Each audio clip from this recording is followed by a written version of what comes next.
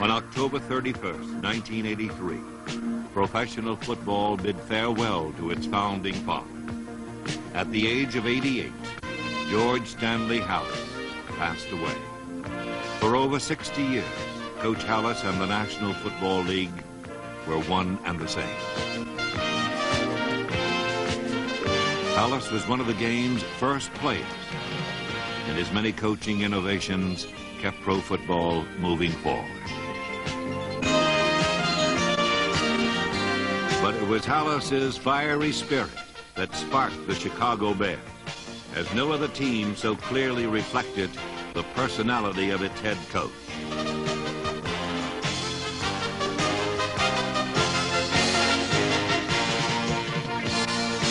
The Bears were the monsters of the Midwest, and they wore their nickname like a badge of honor.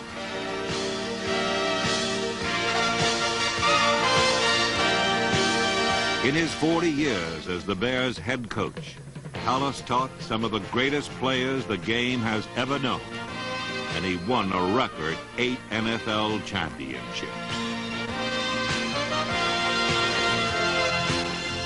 But more significantly, Papa Bear Halas left his spirit in the game he loved, and he left his love in the men he touched. He's a very, very warm person. And you can't help but like George Halas. I love George Halas.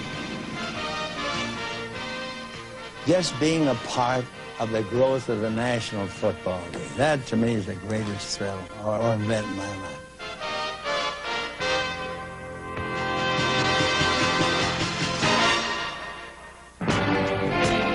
The 1983 Chicago Bears played with the kind of spirit and style that would have made Halas proud.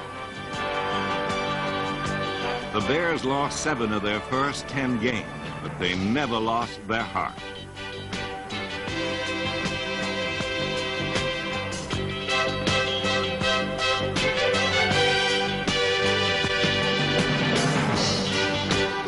By winning 5 of its last 6 games, Chicago finished strong.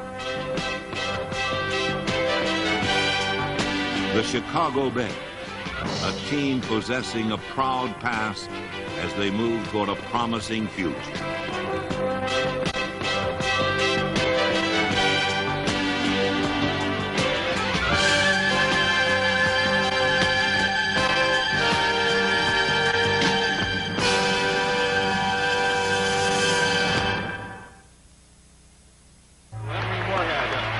Receiver number 84 from Ohio State. On opening day of the 1983 season, the Bears were poised and ready. And with the opening kick, they took off.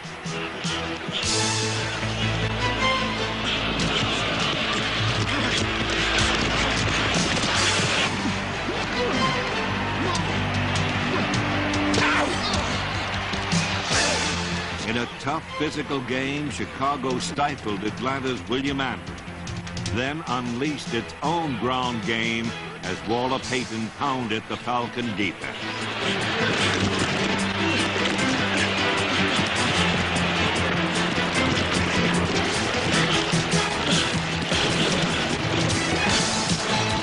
The Bears moved the ball with mid-season form, and Jim McMahon's touchdown pass to Ken Marjoram helped Chicago take a 17-13 lead into the final quarter.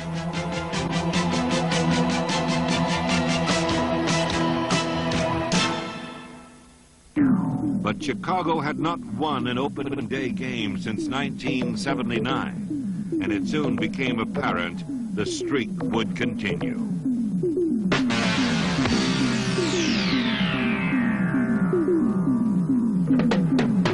Atlanta's fourth quarter touchdown beat Chicago 20-17, and once again the playoff race had begun with the Bears still in the starting gate. Even in the weeks to follow, Chicago was unable to get a grip on a winning formula.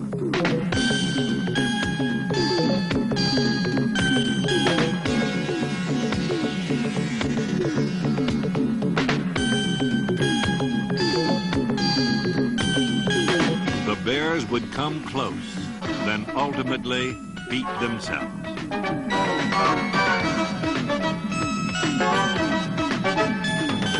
By posting a 3-7 record after 10 weeks, Chicago's playoff hopes had been all but extinguished.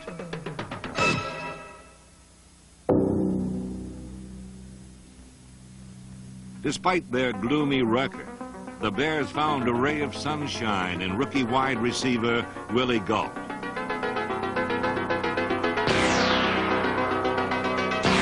Gault lived up to his world-class sprinter's reputation by outracing defenders, first to the ball, then to the end zone.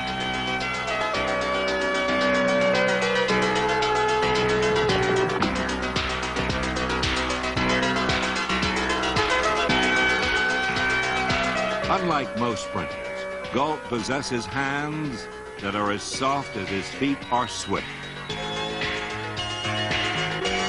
Gault scored 8 touchdowns in 1983 and earned a spot on the NFL All-Rookie team along with offensive tackle Jimbo Covert. Covert's hard-nosed style of play was typical of the Bears' offensive line, which also included Jay Hilgenberg, Keith Van Horn, Andy Frederick, Kurt Becker, Noah Jackson, and Rob Fayette. Most offensive lines succeed with brawn rather than brain. However, last season, Chicago's blocking behemoths outsmarted as well as outmuscled their opponents to help the Bears become the #1 rushing team in pro football. The special teams were also an aggressive unit. Unfortunately, they lacked consistency in 1983. More efforts like that of punt returner Dennis McKinnon are essential if the Bears hope to achieve their championship aspirations.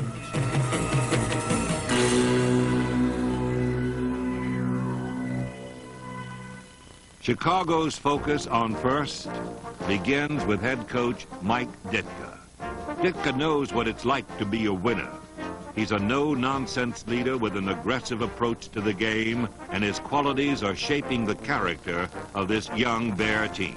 Mike Ditka brought in a great attitude when he came to the Chicago Bears. You know, he's never been, I think, in a losing situation. When he played here with the Bears, they won the title, and he's been with Dallas, and they've consistently in the playoffs. So he's not used to being a loser, and I think he's conveyed that to his ball club and my teammates. Everyone knows that Mike's committed to a winner, and that's really good for a player to know, because when you know a coach is committed to a winner, that's going to make you play that much harder. In Week 11 against the Eagles, the Bears proved they were fed up with playing hard but losing. While George Halas was gone, his intensity and competitive drive remained and began to surface in every member of the Chicago Bears.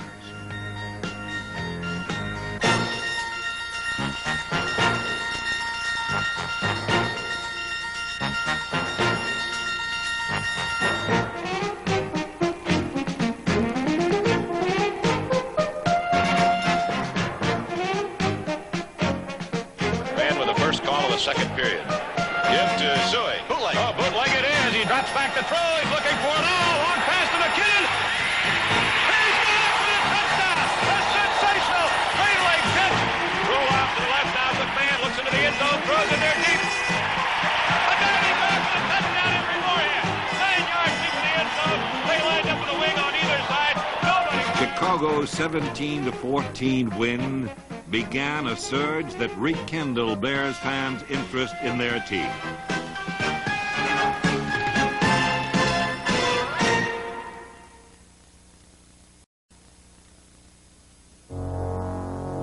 A pro football team often reflects its city's character, and in Chicago, the work ethic prevails. The Bear defense, true to the image of a city with big shoulders, rolls up its sleeves and puts in a full day's work on Sunday.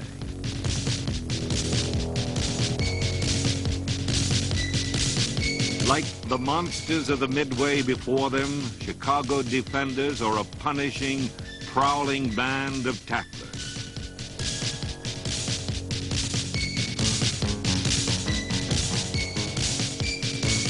The Bears notched a team record 51 sacks in 1983, and the rush began with linemen Mike Hardenstein, Steve McMichael, Dan Hampton, Al Harris, Jim Osborne, Tyrone Keyes, and Richard Dent.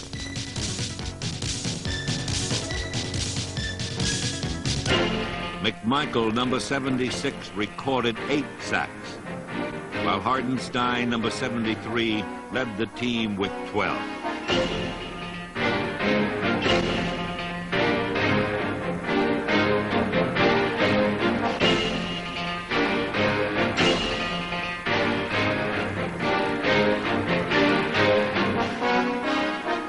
Chicago's improved pass rush took some of the pressure off of Bears' secondary, thinned by injury. Rookies Dave Dorson and Mike Richardson learned their pass defense through on-the-job training, while number 21 Leslie Frazier's 3 years of experience helped him teach opposing quarterbacks a few lessons.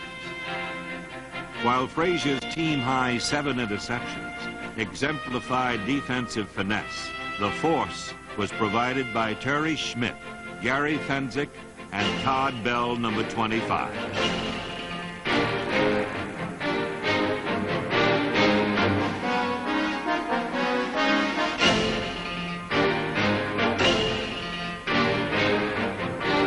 Bell was Chicago's second leading tackler behind linebacker Mike Singletary. Singletary, number 50, stopped so many runs at the line of scrimmage that it was like having an extra down line.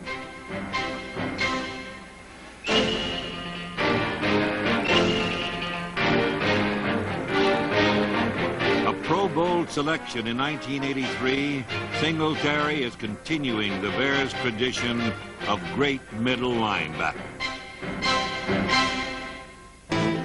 Having won 2 consecutive games for the first time all season, the Bears were eager to continue their winning ways in Week 13 against San Francisco. The 49ers' offense, always capable of exploding, was defused by a fierce Bears pass rush.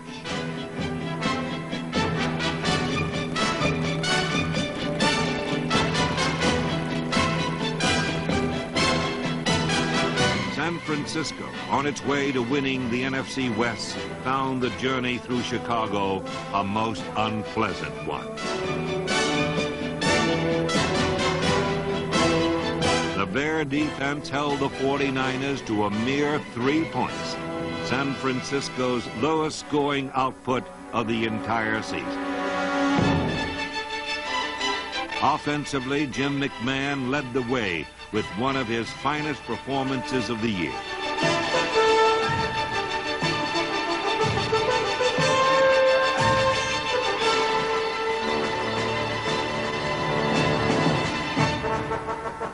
McMahon led all rushers, gaining 74 yards on 9 carries. But it was his accurate arm that downed the 49ers. He completed 11 of 19 passes, and his second quarter touchdown pass to Dennis McKinnon was the only score Chicago needed. Deuce backfield. Balanced offense, wide receiver either side. McMahon rolls to his right, pumps deep, pitch and go. Fires down the right side. He's got his man open, and it's going to be a touchdown. McKinnon on a stop and go. With a 13-3 victory, their 3rd straight, the Bears had now taken on the face of a winner. Helping to model the Bears' new look was quarterback Jim McMahon. As he had demonstrated during his rookie season, the Bears' signal caller continued to prove that his strong arm and cool head could get him out of almost any jam. A fine athlete, McMahon also has a handle on the other intangible skills necessary to become a great quarterback. I feel my strengths as a quarterback is my leadership and knowing the game as well as I think I know it. And I'm not saying I know everything, but I think I understand the game well enough, to relate that to my players and to the coaching staff. While the ability to communicate is essential, McMahon still let his actions do most of his talking. Under number 9's guidance, Chicago gained more yardage than any other team in Bear history. Teaming with McMahon to give Chicago plenty of get up and go were wide receivers number 82, Ken Marjoram, Brian Bashnagel, Dennis McKinnon, and Willie Gump, as well as tight ends Pat Dunsmore, Jay Saldy, and Emery Moorhead, number 87. The wide-open Bear offense also found success in its unpredictability.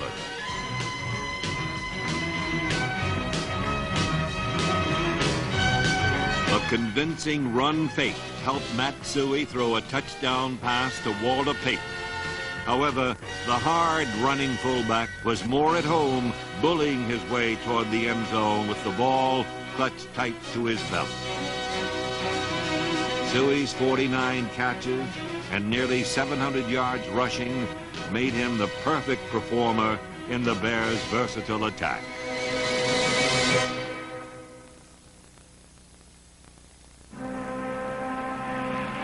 No one in the NFL can bring a crowd to its feet like Walter Payton.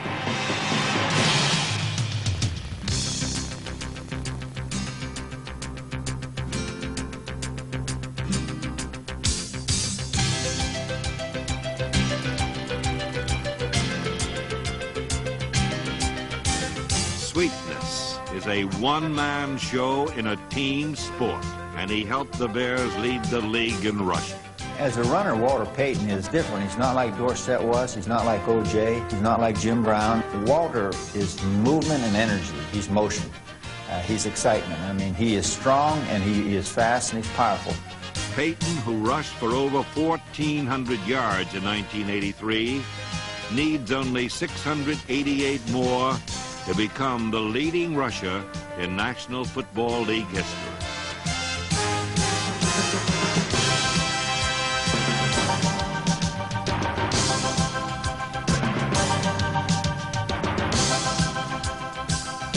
After I hand Walter the ball, some of the runs he makes are incredible just to get back to the line of scrimmage.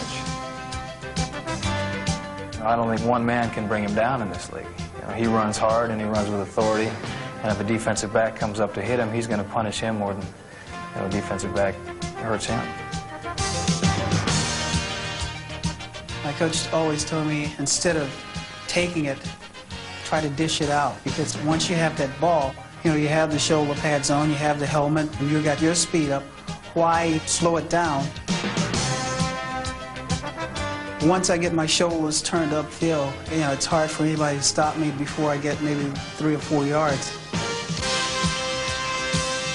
As a runner, Payton takes neither detours nor prisoners, and he has earned the reputation as the most complete player in the game today. He runs, he blocks, he passes, he can kick, he does anything you ask.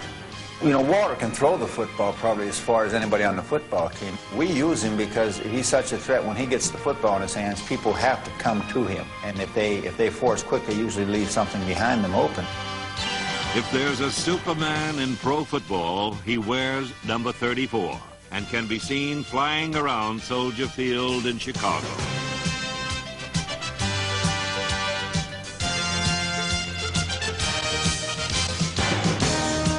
When he gets the football in his hands, people have to come to him. And if they force quick, they usually leave something behind them open. If there's a Superman in pro football, he wears number 34 and can be seen flying around Soldier Field in Chicago.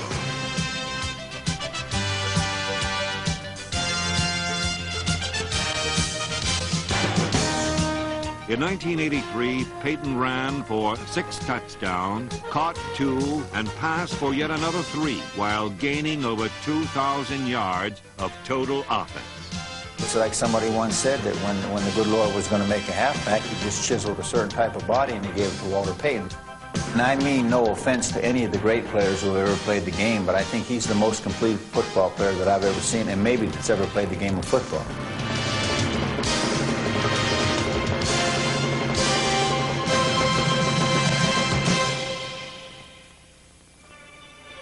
Bear fans have long endured Chicago's bitter cold winter Sunday. The final game of the 1983 season was such a day. The winds off the lake, as well as memories of latter-day December duels with the Packers, increased the chill in Soldier Field.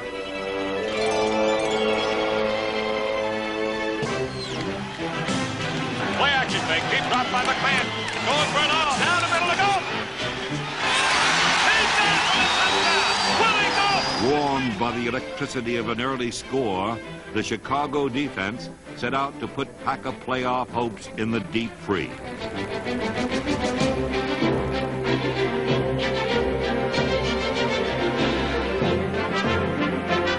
The Bears iced Green Bay's offense with 4 sacks and 7 turnovers.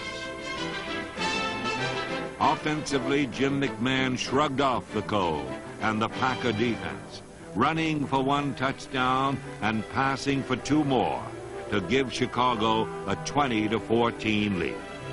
Slot to the left. Yep. To a play action fake. There's a pass down the right side. Touchdown! Chicago Bears! McKinnon outraced the quarterback for the end zone. They were sucked. Green Bay battled back and scored to go ahead late in the game. But with only 10 seconds remaining, Chicago still had 1 more chance. It all comes down to Bob Thomas. Chance for Bob to be a hero and end the season on a very high note. There's a snap. The ball is down. The kick is up. It's good! 10 seconds to go. The Bears have taken a 23-21 lead over Green Bay. The 23-21 win gave the Bears 5 victories in their final 6 games, as these boys of autumn had suddenly become the men of winter. Such triumphs will always rekindle fond memories of yesterday and of a man who is gone but will never be forgotten. George Halas has not abandoned the Chicago Bears, for his spirit will forever be present in every member of the team he built, coached, and made legendary. The Chicago Bears, a team with a proud past and a promising future.